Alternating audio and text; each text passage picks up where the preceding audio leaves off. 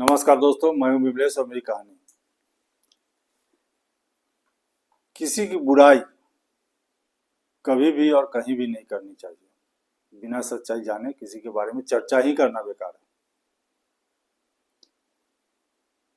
कहानी एक छोटी सी। एक राजा था। वो बहुत न्यायप्रिय राजा था। वो गरीबों की मदद बहुत अच्छे से करना जानता था।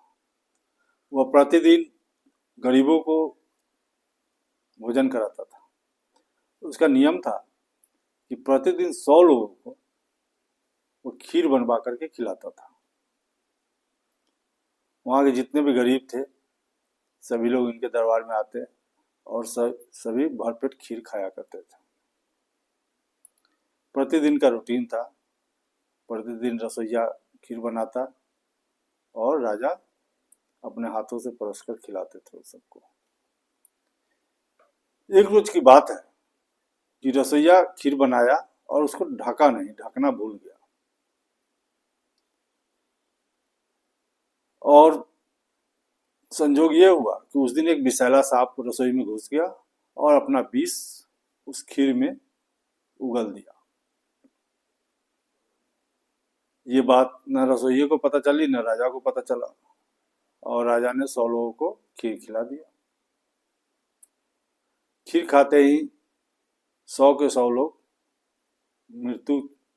की मृत्यु हो गई। राजा बहुत दुखी हो गया, बहुत शौक में चला गया। ये हमने क्या कर दिया, ये हमारे यहाँ से बहुत बड़ा पाप हो गया। अब तो हमें पाप लग गया, इसकी प्रायश्चित करनी होगी। यही सोच सोच के राजा परेशान हो रहा था। एक रोज उसने निर्णय लिया कि मैं राजपाट छोड़ करके और प्रायश्चित करने जंगल जाऊंगा। इधर राजा प्रायश्चित करने की बात सोच रहा है और गांव में तरह तरह की बातें होने लगी कि राजा ने विष खिला करके मार दिया सबको। ये सब राजा सुनकर के बहुत दुखी हो रहा था। उसने एक रोज सुबह उठा, राजपाट छोड़ करके जंगल की तरफ चला गया। चलते चलते शाम हो गई। शाम हो गई तो देखा कि एक बगल के गांव में एक छोटी सी गांव है। वहीं जाकर के आज रात में रुक जाना उचित है। उसने गांव में प्रवेश किया तो वहाँ एक चौपाल लगी हुई थी। वहाँ 4-5 लोग बैठे हुए थे।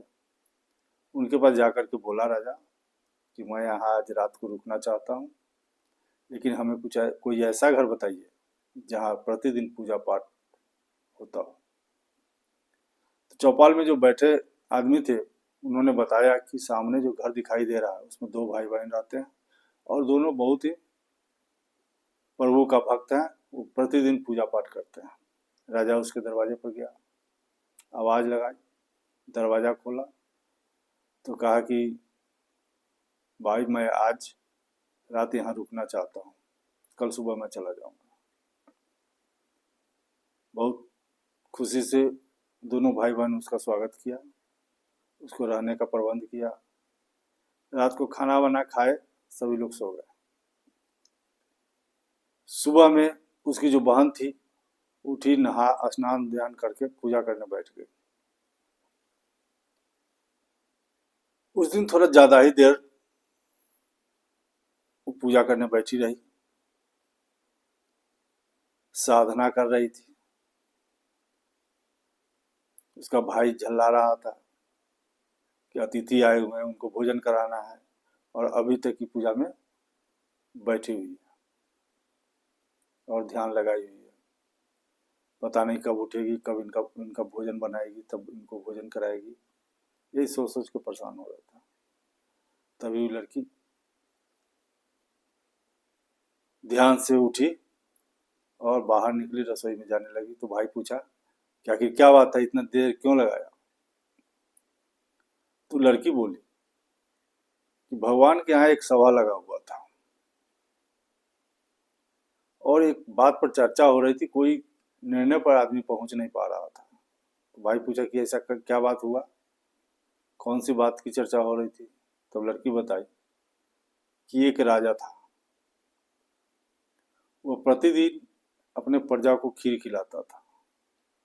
एक रोज खीर बना, उसमें एक विषैला सांप आकर जहर इसमें डाल दिया। लेकिन ये बात न राजा को पता थी, न रसोइये को पता थी, और राजा ने उस खीर को 100 आदमी को खिलाया और 100 के 100 की मृत्यु हो गई। अब सवाल ये उठता है, भगवान के सामने असमंजस ये है कि आखिर दोष किसका दिया जाए, राजा का या उस रसोइये का।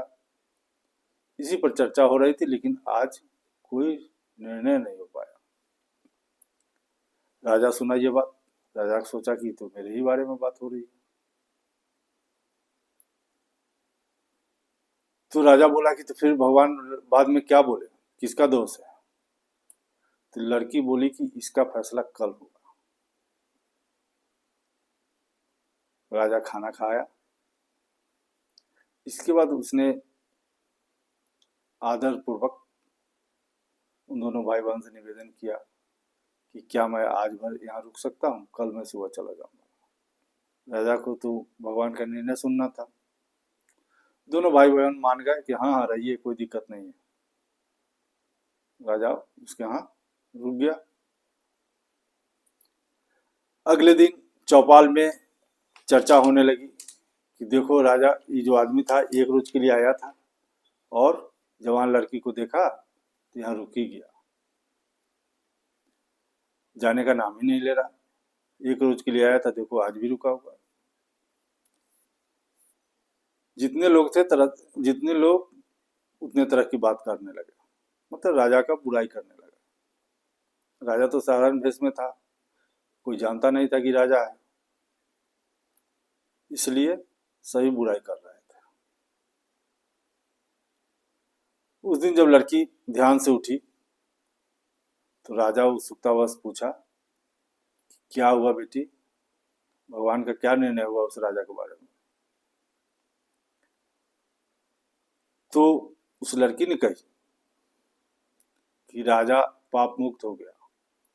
उसका जो पाप था या उस रसोइये का जो पाप था, वो वहां जो चौपाल में बैठे हुए लोग हैं, उन्होंने उस राजा का बुराई करके थोड़ा थोड़ा पाप अपने अपने हिस्से में ले लिया और राजा बिल्कुल मुक्त हो गया।